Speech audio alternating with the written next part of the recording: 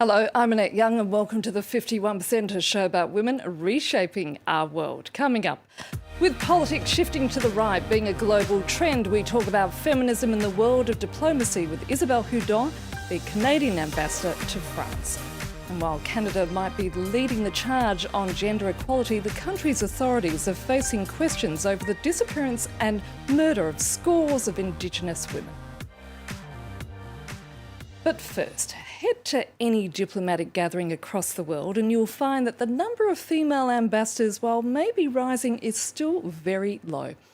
However, many argue that it's not only the case of having a woman in the job, but employing a feminist foreign policy that is going to bring about true change. Isabelle Hudon, a highly successful businesswoman in her own right, is Canada's ambassador to France. She's also the co-chair of the Gender Equality Advisory Council for Canada's G7 presidency, and she joins me now in the studio. Ambassador Hudon, thank you so much for being with us. Thank you for inviting me, Annette. You've said when you took on the job that one of your three priorities was to promote women's rights. That's something you don't normally hear an ambassador say. Well, there's two reasons. First, it's a personal passion and a personal cause that I've been a true activist for the last 20 years, and I truly believe that we all need to jump on board and make things different, and not only for women's rights, but also for the place of women in society.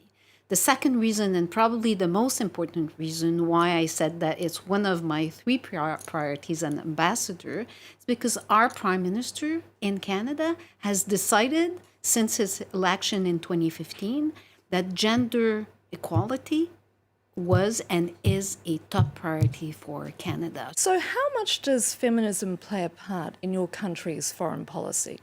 Well, we've redesigned our development policy, international development policy, whereby now there is no way that a project will be looked at nor receive funding from the federal government, the Canadian government, if the project is not being thought and designed by both men and women. We have seen too many times projects being designed and being funded without the woman at the table. It's highly important to have women at the table, visible and able to speak and to speak up. Does it go far enough, in your opinion? Well, it's better than before, and it's quite far, especially when we compare ourselves to other countries. Is it enough today? Probably. Will it be enough for tomorrow? Probably not. And we will need to reinvent ourselves and also find new ways to do things with women at the table. So what would the world look like if feminism was taken into account when every nation drafted its own foreign policy? That's a big question. First of all, girls and women would have all access to high quality and free education. I think that we need to start with education. It would also it would deliver great value, and not only in dollars, but in decision making and in how we would manage the world.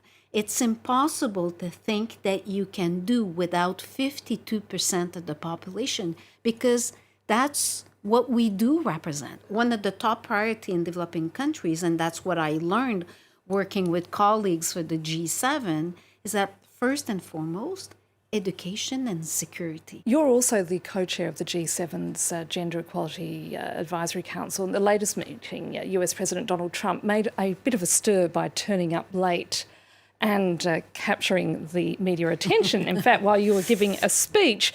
But more importantly, how much power does that body actually have? And also, given what's happening, as I was saying earlier, about the global political trend shifting back towards the right, and that we're now seeing, for instance, countries such as America, that there's a pushback against feminism and against women's rights. So how much power does that advisory council actually have? The morning of our presentation, the Saturday morning, when I walked into that room, I did put pressure on myself to have the 7 leaders around the table. And they all came, And if you saw on TV that President Trump arrived late, he did not really arrive late.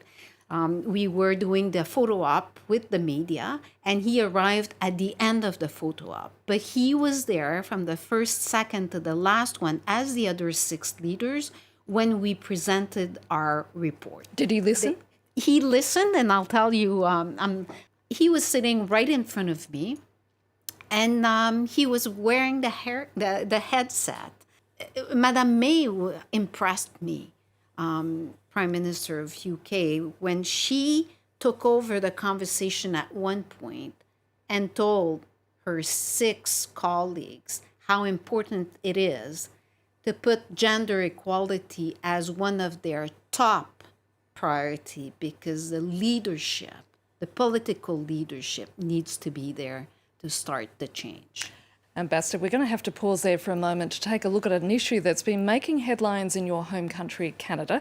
Now, within the last 40 years, more than 1,000 Indigenous women have been killed or reported missing, often last seen along a 720-kilometre section of a road nicknamed the Highway of Tears in the west of the country. After decades of indifference from the authorities, their disappearances have become a national concern. But the renewed interest can't come fast enough for the victims' families, as this report from our colleagues at France 2 Télévision found out. Another seemingly endless Canadian highway. It's on roads like these that women have been disappearing one by one. In 2008, Jennifer Catchway's parents were getting ready for her 18th birthday party, but she never came home. The fact is she's missing. The fact is we don't know what happened. If Jennifer could be home, she would be home. She was never a runaway. The police first suggested Jennifer could be out partying. Her parents say their concerns weren't taken seriously. 10 years since her disappearance, Jennifer's family still has no answers. A non-Indigenous went missing. This girl. When she went missing, they had over 1,000 people, 1,500 searchers. Over 1,500. There's no equality. There's no equality. Obviously, there's only 15 of us searching. When my daughter went missing, she's Aboriginal. In the span of 30 years, almost 1,200 Aboriginal women were killed or reported missing. Faced with discrimination and poverty, many fall into drugs, alcohol, or prostitution. Aboriginal women in Canada are a population at risk. Let's get to it.